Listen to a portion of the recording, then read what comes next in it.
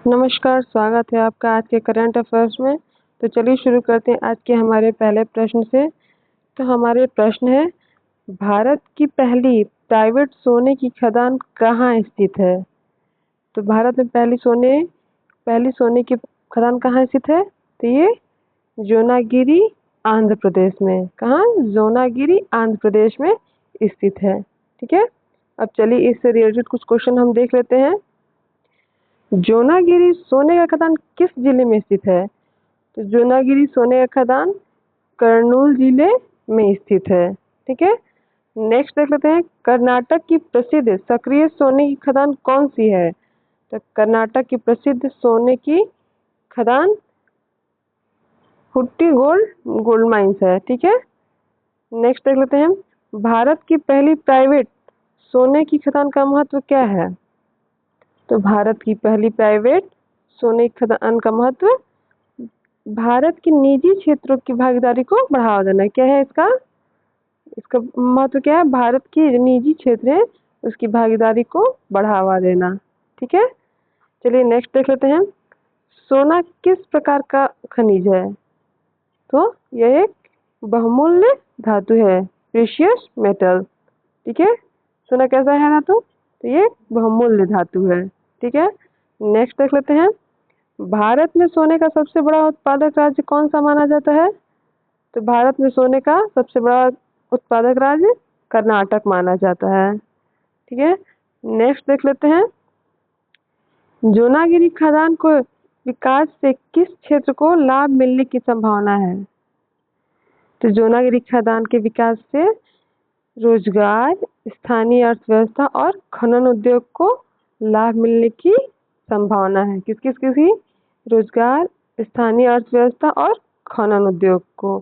ठीक है, चलिए नेक्स्ट देख लेते हैं, सोने का रासायनिक प्रतीक क्या है? तो इसका AU है। क्या है? AU है। ठीक, चलिए अब नेक्स्ट क्वेश्चन देख लेते हैं हम, 7वां marshal of the air force Arjan Singh memorial hockey tournament 2026 कहाँ आयोजित होगा? तो जो है Arjan Singh memorial hockey tournament 2026 कहाँ होगा?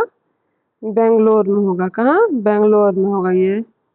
ठीक है, चलिए अब इससे रिलेटेड कुछ क्वेश्चन हम देख लेते हैं, यह टूर्नामेंट किस महान भारतीय सैन्य अधिकारी की स्मृति में आयोजित की जाती है? तो यह अर्जुन सिंह के स्मृति में आयोजित की जाती है। ठीक है, किसके? अर्जुन सिंह के स्मृति में। ठीक है, नेक्स्ट, अर्जुन सिंह भारतीय वायुसेना के किस पद तक पहुंचे थे? तो Arjun Singh martial of the air force पद तक पहुंचे थे। कौन से? Martial of the air force. ठीक है, नेक्स्ट देख लेते हैं, भारतीय वायुसेना का मुख्यालय कहाँ स्थित है? तो भारतीय वायुसेना का मुख्यालय न्यू दिल्ली में। कहाँ? न्यू दिल्ली में स्थित है। चलिए नेक्स्ट देख लेते हैं, अर्जुन सिंह को martial of the air force की उपाधि कब प्रदान की गई थी? इनको अर्जुन सिंह को मार्शल ऑफ द एयर की उपाधि 2002 में। कब? 2002 में प्रदान की गई थी। ठीक है, अर्जुन सिंह का किस युद्ध में भारतीय वायुसेना के प्रमुख रहे हैं? तो अर्जुन सिंह 1965 के भारत पाकिस्तान युद्ध में वायुसेना के प्रमुख रहे हैं। ठीक है, नेक्स्ट, भारतीय वायुसेना की स्थापना कब हुई थी? तो ये 8 अक्टूबर को हुई थी। कब हुई थी? 8 अक्टूबर को। ठीक है, 19 अक्टूबर 1932। ठीक, अब भारतीय वायुसेना दिवस कब मनाया जाता है? तो भारतीय वायुसेना दिवस 8 अक्टूबर को मनाया जाता है। ठीक है, चलिए नेक्स्ट क्वेश्चन देख लेते हैं हम, हर साल 26 जून को कौन सा अंतर्राष्ट्रीय दिवस मनाया जाता है? तो हर साल 26 जून को अंतर्राष्ट्रीय नशा निषेध दिवस मनाया जाता है। कौन सा? नशा निषेध दिवस मनाया जाता है। ठीक है, नेक्स्ट इसके बारे में कुछ देख लेते हैं क्वेश्चन हम, अंतर्राष्ट्रीय नशा निषेध दिवस की पहली बार कब मनाया गया था? इसको पहली बार 1989 में। कब? 1989 में नशा निषेध दिवस पहली बार मनाया गया था। ठीक है, इस दिवस को मनाने की घोषणा किस संगठन ने की थी? तो इस दिवस को मनाने की घोषणा यूनाइटेड नेशन ने, कौन? यूनाइटेड नेशन ने की थी। ठीक है, अब चलिए हम नेक्स्ट भी देख लेते हैं क्वेश्चन। अंतर्राष्ट्रीय नशा निरोधक दिवस कब मनाया जाता है?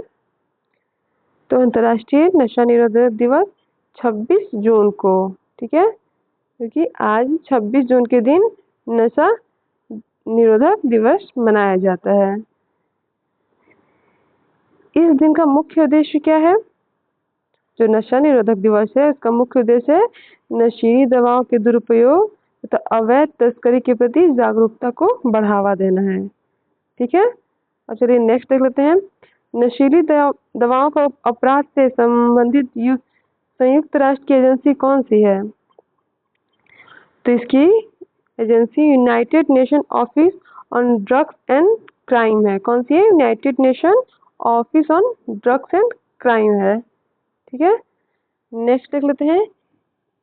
यूएनओडीसी का मुख्यालय कहाँ है? इसका मुख्यालय वियना में है। कहाँ है इसका मुख्यालय? वियना में। ठीक है, नेक्स्ट देखते हैं। अंतर्राष्ट्रीय नशा निरोधक दिवस का संबंध किस समस्या से है? तो अंतर्राष्ट्रीय नशा निरोधक दिवस का संबंध मादक पदार्थों के दुरुपयोग और तस्करी से। किससे है? मादक पदार्थों के दुरुपयोग और तस्करी से।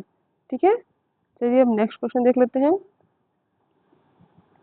खीर भवानी मेला का आयोजन किस स्थान पर किया जाता है? तो खीर भवानी का आयोजन का मेला का आयोजन तुलमुला गांदरबल जम्मू कश्मीर में किया जाता है। कहाँ? तुलमुला गांदरबल जम्मू कश्मीर में किया जाता है। ठीक है, चलिए अब इससे रिलेटेड कुछ क्वेश्चन देख लेते हैं हम। खीर भवानी मंदिर किस देवी को समर्पित है?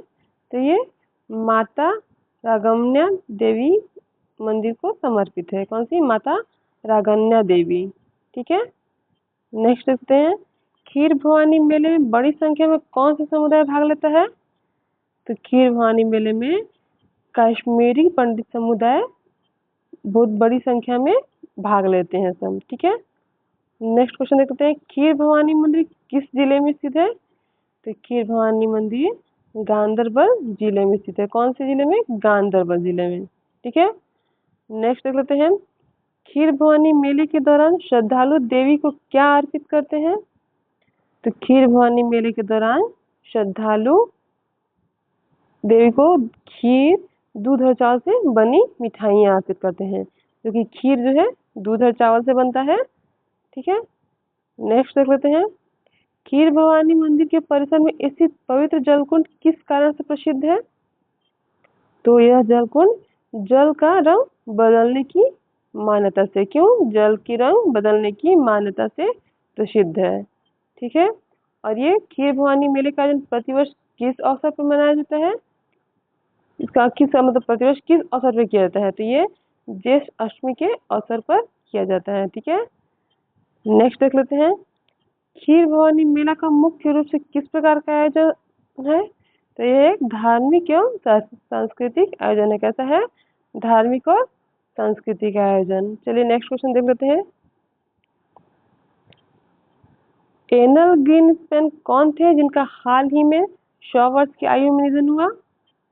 तो एनल ग्रीनस्पैन एक अमेरिका के पूर्व फेडरल रिजर्व के अध्यक्ष थे। कौन थे? अमेरिका के पूर्व फेडरल रिजर्व के अध्यक्ष थे। ठीक है, और ये एक अर्थशास्त्री भी थे। चलिए इनके बारे में जानते हैं। एनल ग्रीनस्पैन किस देश से संबंधित है? तो ये यूएसए से, संयुक्त राज्य अमेरिका। ठीक है, किससे है? संयुक्त राज्य अमेरिका से संबंधित है। नेक्स्ट देख लेते हैं। एनल ग्रीनस्पैन के ने फेडरल रिजर्व के अध्यक्ष रूप में कब से कब तक कार्य किया? इन्होंने 1987 से 2006 तक किया। कब तक किया? 1987 से 2006 तक किया। ठीक है, चलिए नेक्स्ट देख लेते हैं। एनल ग्रीनस्पैन कितने अमेरिकी राष्ट्रपति के कार्यकाल में फेड चेयर रहे हैं? तो इन 4 राष्ट्रपति के कार्यकाल में फेड चेयर रहे हैं। ठीक है, नेक्स्ट लेते हैं, अमेरिका के केंद्रीय बैंक का नाम क्या है? तो अमेरिका के केंद्रीय बैंक का नाम फेडरल रिजर्व है। क्या है? फेडरल रिजर्व अमेरिका के केंद्रीय बैंक का नाम है। नेक्स्ट देख लेते हैं, एनल ग्रीनस्पैन की वो किस उपनाम से जाना जाता है? तो इनको एनल ग्रीनस्पैन को दी मेस्ट्रो नाम से जाना जाता है। ठीक है, एनल ग्रीनस्पैन का प्रमुख कार्य क्षेत्र क्या था? तो यह एक अर्थशास्त्र और मौद्रिक नीति थे। ठीक है, ये एक अर्थशास्त्री भी से एनल ग्रीनस्पैन को एक अर्थशास्त्री भी बोला जाता है। ठीक है, आप देखो कहीं भी पढ़ोगे तो एक उनका नाम अर्थशास्त्री में भी आता है। ठीक है, नेक्स्ट देख लेते हैं, एनल ग्रीनस्पैन का जन्म किस वर्ष हुआ था? एनल ग्रीनस्पैन का जन्म 1926 में हुआ था। ठीक है, कब हुआ था? 1926 में। ठीक है, तो ये रहा आज के हमारे करंट अफेयर से कुछ इम्पोर्टेंट क्वेश्चन। अगर आपको वीडियो पसंद आया हो तो लाइक कीजिएगा, नए चैनल पर नए हैं तो सब्सक्राइब करना ना भूलें। तब तक मिलते हैं नेक्स्ट वीडियो में, तब तक के लिए धन्यवाद।